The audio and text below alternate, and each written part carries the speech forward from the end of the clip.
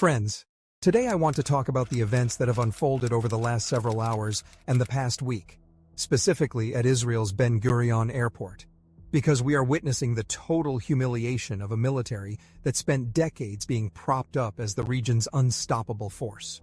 Reports are flooding in, confirmed by the Iranian military and corroborated by international observers, that a sophisticated drone strike has effectively crippled the aerial refueling backbone of the Israeli regime.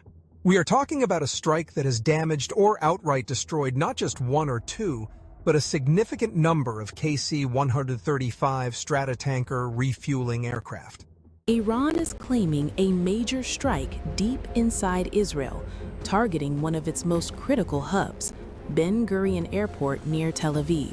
According to reports from Iranian media and Israeli broadcaster Khan, at least 3 aircraft were destroyed at Ben Gurion Airport. Islamic Revolutionary Guard Corps have announced another drone attack on Israel's Ben Gurion Airport. Strikes. You heard that right. These are the lifelines that allow the Israeli Air Force to project power across the region, to reach Iran, and to sustain their brutal, unprovoked campaign that was launched on February 28th in collaboration with the United States. Let me break down the sheer magnitude of this event, because the mainstream Western media is trying to bury this under layers of ambiguity, claiming debris fell or that there was minor damage. That is a lie. The Iranian army's official statement was clear. Their drones targeted fuel depots and hangars housing tanker planes at Ben Gurion. Multiple intelligence sources now confirm that up to 13 of these KC-135 refueling platforms have been taken out.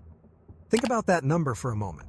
These weren't just any planes. They were specifically deployed to Ben Gurion to prepare for the joint American-Israeli aggression against Iran. The United States and Israel thought they could assassinate leaders and strike nuclear facilities with impunity, believing that their air defense umbrella was impenetrable. But what we are seeing now is the end of that illusion. The Iranian military has announced, and the reality on the ground confirms, that the era of free aerial freedom and uncontested refueling across the Middle East is over. These KC-135s were the force multipliers. Without them, the Israeli war machine is grounded. They cannot reach Iranian airspace without mid-air refueling, and now those assets are burning on the tarmac. So, before we go any further, if you appreciate the truth, if you want to support journalism that doesn't bow to the Pentagon or the Israeli lobby, hit that like button, share this video with someone who needs to wake up, and drop a comment, even if it's just a dot. Or better yet, tell us how this changes the calculus in the region. And if you haven't already, subscribe. We do not take funding from corporate interests. We rely on you to keep the truth circulating. Now, let's get into the details that the Israeli censors and their mouthpieces in the Western press are desperately trying to hide. The KC-135 Stratotanker is not a small asset. These are massive, strategic platforms.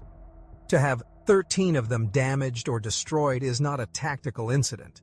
It is a catastrophic operational loss. For weeks, we watched as the U.S. and Israel escalated, deploying these tankers to Ben Gurion as if it were a forward operating base for their aggression. They felt safe.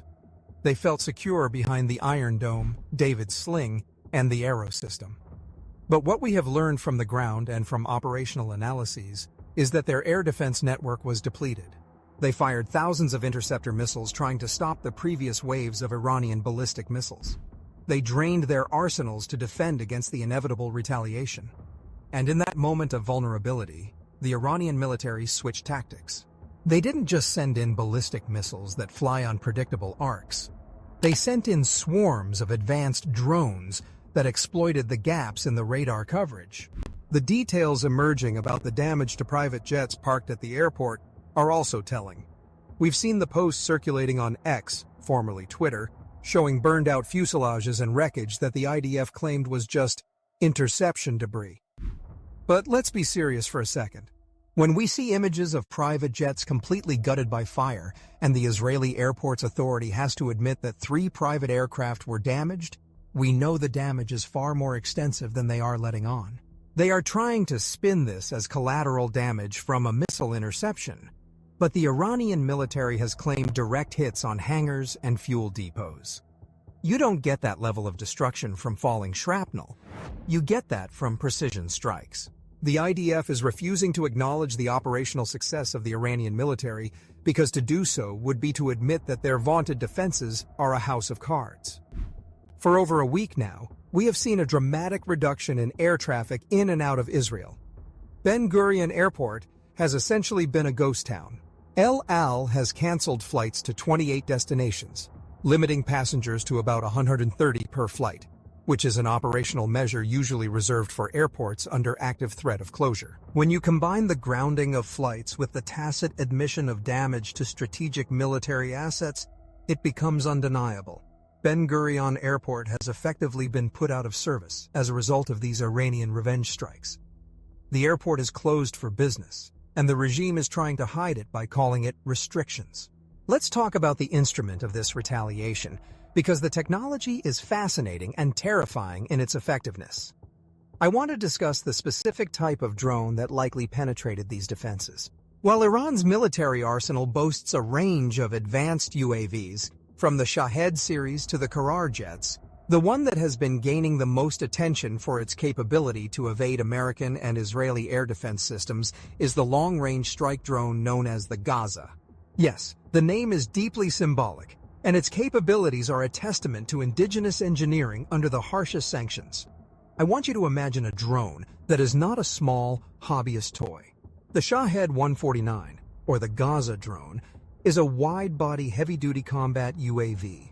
We are talking about a machine with a wingspan of 21 to 22 meters. That's roughly the size of a Boeing 727. This isn't just a loitering munition, it's a strategic bomber. Reports from Iranian news sites, including Press TV and Tehran Times, have highlighted that this drone has recently been equipped with advanced anti-jamming and anti-spoofing technology. What does that mean? It means that the electronic warfare capabilities that the US and Israel rely on to hijack drone signals or force them to crash are useless against it. This drone flies on a turboprop engine, can stay airborne for up to 35 hours, and has an operational range that allows it to strike targets deep inside occupied territories. Imagine that. 35 hours of loiter time. It can fly low. It can navigate using inertial navigation systems that don't rely on GPS, which is often jammed, and it can strike with precision. The power of the Gaza drone is that it is designed to outsmart the integrated air defense systems. It likely flew a path that exploited the radar shadows, or it came in at altitudes that the depleted batteries were not covering because they were too focused on the ballistic missile threat. It struck right above Tel Aviv, hitting the airport that is supposed to be the most secure in the region.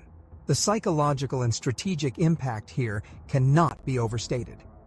The United States and the Netanyahu administration launched an unprovoked attack on Iran, assassinating leaders and thinking they could escalate with impunity. They are used to bombing countries that cannot fight back. But Iran is a military and industrial powerhouse.